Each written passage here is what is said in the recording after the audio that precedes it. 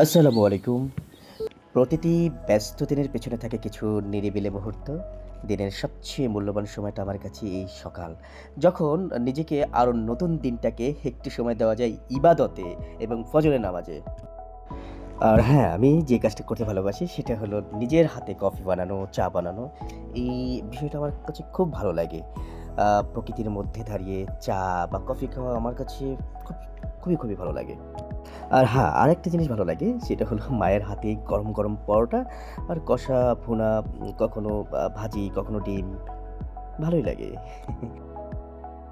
একটা ঘর শুধু ইট পাথরের চার দেয়াল নয়, ভালোবাসা আর যত্নে গড়া একটি আশ্রয়। আর সেই আশ্রয়কে সুন্দর করে গুছিয়ে রাখেন মা। প্রতিটি জিনিস নিজের হাতে সাজিয়ে ঘরের প্রতিটি কোণে ছড়িয়ে দেন মায়া আর ভালোবাসা। সত্যি মায়ের হাতের ছোঁয়ায় একটি সাধারণ ঘর হয়ে ওঠে ভালোবাসায় ভরা সবচেয়ে সুন্দর ঠিকানা। প্রতিদিন ঘর থেকে বের হওয়ার আগে আমি একটি জিনিস সঙ্গে নিয়ে বের হই। সেটা হলো মায়ের দোয়া। কারণ আমি বিশ্বাস করি জীবনের সবচেয়ে বড় শক্তিগুলোর একটি হলো বাবা-মায়ের আন্তরিক দোয়া। প্রতিটি সকাল শুধু আমার নয়, হাজারো মানুষের লড়াইয়ের শুরু। কেউ স্বপ্নের জন্য, কেউ পরিবারের জন্য, কেউ ভবিষ্যতের ছুটে চলছে। আমিও তাদেরই একজন। প্রতিটি সকাল শুরু হয় নতুন আশা নিয়ে।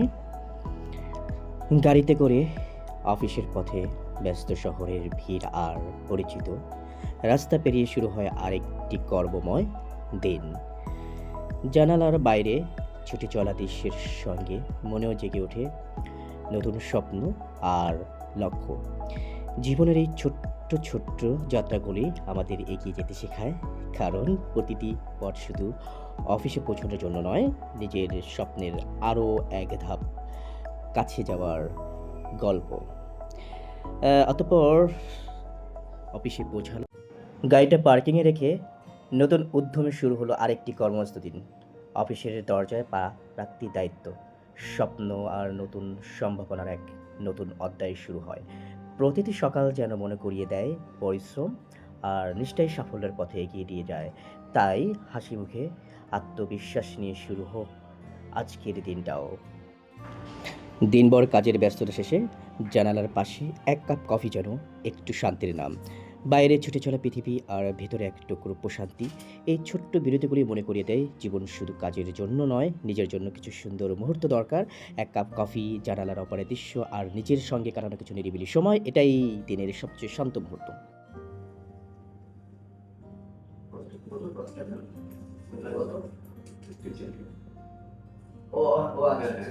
অবশ্যই বিনিময়ের জন্য যদি কাজ তাহলে সময় দিতে হবে। একটু এখানে লবিতে গিয়ে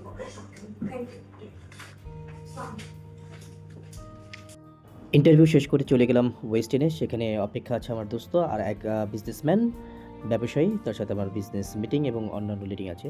ওয়েস্টিনে পার্কিং করলাম। আর চিরচেনা জায়গা ওয়েস্টিন।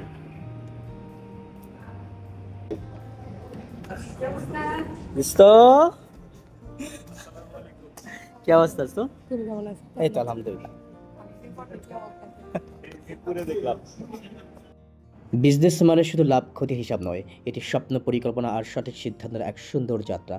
প্রতিটি আলোচনার মধ্যেই লুকিয়ে থাকে নতুন সম্ভাবনা, নতুন আইডিয়া আর সামনে এগিয়ে যাওয়ার সাহস। সফলতা একদিনে আসে না, আসে ধৈর্য, পরিশ্রম আর সঠিক মানুষের সঙ্গে গড়ে ওঠা বিশ্বাসের মাধ্যমে। ভালো কথোপকথন থেকেই জন্ম নেওয়ার সফলতার গল্প। অনেকদিন পর আমার দোস্তর সাথে দেখা। কি অবস্থা দোস্ত? কেমন আছো? আলহামদুলিল্লাহ অনেক ভালো আছি। সাফল্যের পেছনে থাকে একটি শক্তিশালী টিম, আর সেই টিমকে নিয়ে এগিয়ে যাওয়ার জন্য প্রয়োজন সঠিক পরিকল্পনা ও সুন্দর সমন্বয়। ঘড়িতে রাত ৮টা কিংবা ৯টা, দীর্ঘ কর্মব্যস্ত দিনের শেষে অফিস থেকে বের হওয়ার সময় ওই যে ৮টা ৫৬ বাজে। সারাদিনের দায়িত্ব আর পরিশ্রমের পর এখন একটু নিজের মানুষদের কাছে ফেরার পালা। ক্লান্তি আছে, তবু মনে আছে এক ধরনের তৃপ্তি, কারণ প্রতিটি দিনের পরিশ্রমই স্বপ্নকে এক ধাপ করে এগিয়ে নিয়ে যায়। আর দিনের শেষে বাড়ি ফেরার অনুভূতির মতো শান্তি আর কোথাও নেই।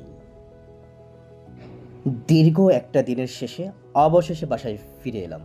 বাইরে যত ব্যস্ততাই থাকুক, দিনের শেষে এই ঘরটাই সবচেয়ে আপন, সবচেয়ে শান্তির।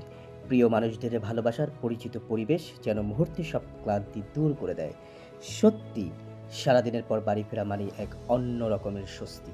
আলহামদুলিল্লাহ, আলহামদুলিল্লাহ, আলহামদুলিল্লাহ।